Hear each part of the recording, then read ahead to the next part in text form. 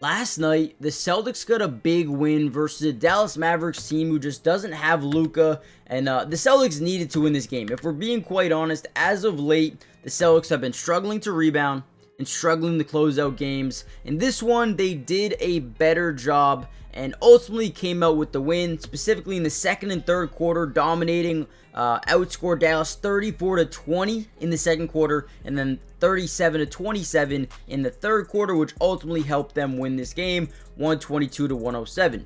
Now, I wanted to break down some film on this game to show you exactly what they were able to do. So on this first play, we're going to see a screen on the offside from Luke Cornett. Now, one thing that opposing teams like to do is something that we call top locking, right? Now, top locking is basically when a defender has, or anticipates a pin down screen coming. So what he does is get in the middle of the man and the screener, right?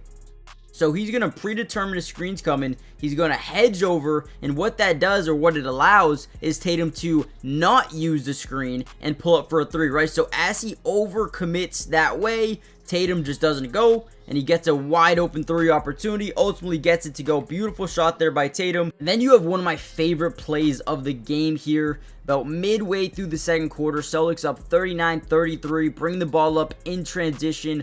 Already starting to get, a couple of matchups that we like. First of all, we get Kyrie on Jaylen Brown at the top. What we're going to do is kick it over to Kristaps and initiate this DHO, okay? For you guys who don't know what that means, dribble, handoff, right? So we're going to set a screen and we're going to hand it off to Jaylen Brown as he comes off it. Now, usually what teams do is hedge the big over and get in front the opposite side of that screen, making sure Jaylen can't just run off it to the basket. However, on this play, they do it a little bit differently. Because they don't want Kyrie on Porzingis, they try not to switch, and Porzingis sets a great screen. Now, you're going to see Jaylen Brown get as close to Porzingis as possible instead of bending around it. He's going to literally get right off that backside of Porzingis, allowing there to be zero separation at all between the two, right? And if you really try to fight over, it will be a foul. So he gets right through. There's no switch here by Maxi Kleber.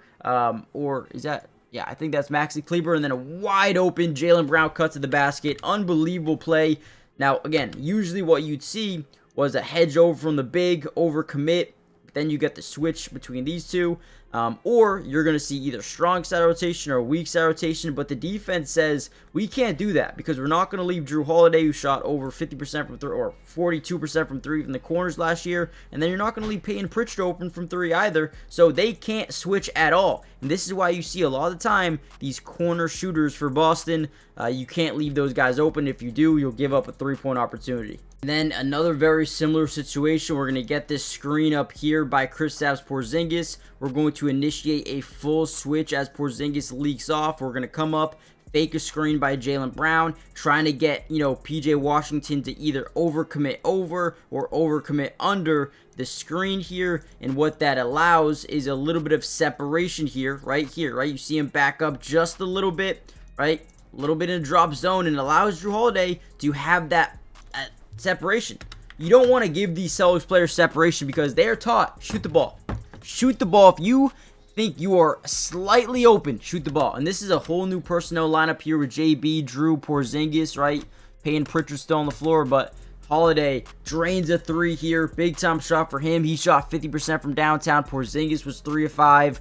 Derek White shot 40% from three. I don't think JB hit a three, but ultimately shot 38.5% from downtown, which is definitely a good mark to be. All right, here we go. Getting out in transition. Very, very important for any NBA team, especially when you have one that has a ton of versatility, a dynamic of being able to shoot the three, fill the lane, but also get to the basket as well. When you have Porzingis, you add that versatility. So we're going to come up, we're going to set the screen. Now they kind of want to hedge over in transition because, right, they're not set up in their half-court set. So the communication's not as good here, and their defensive, scheme is not really fully set up. So as we go to set the screen, we're going to get a little bit of a ghost screen. Now the goal here is to get PJ Washington to overcommit over, and don't really set the screen. Allow Dinwiddie, right, to get over the screen really easy and roll to the basket, right? Now we're not initiating any switch.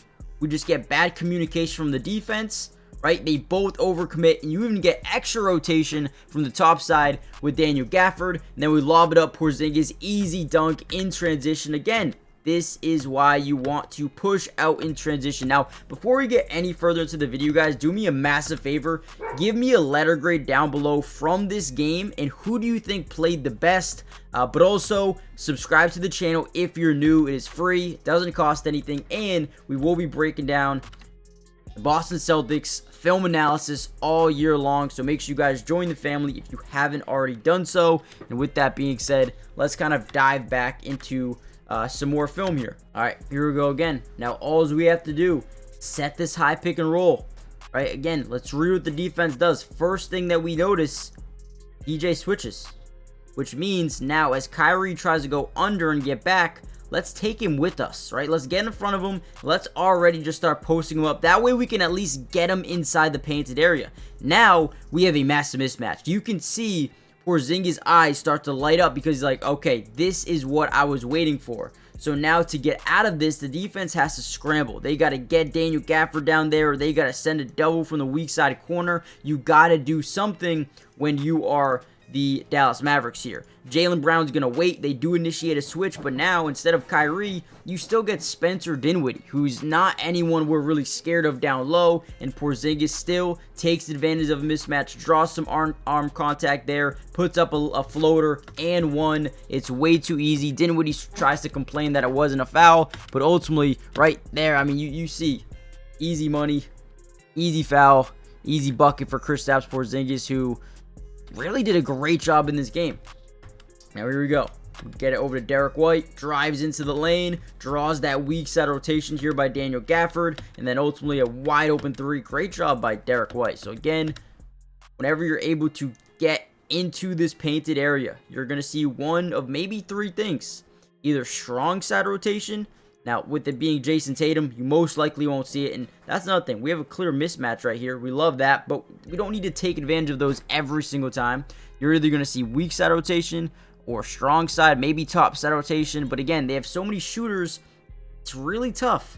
It's really tough to send these guys into a rotation, and when you do, this is what happens. You ultimately give up a wide open three and hope Dinwiddie can get back into the play. He can't. Great hit there by Jrue Holiday. All right. And here's where we will end the video after watching this play. We're going to get a screen here. Jrue Holiday. Porzingis going to come set a screen on Kyrie.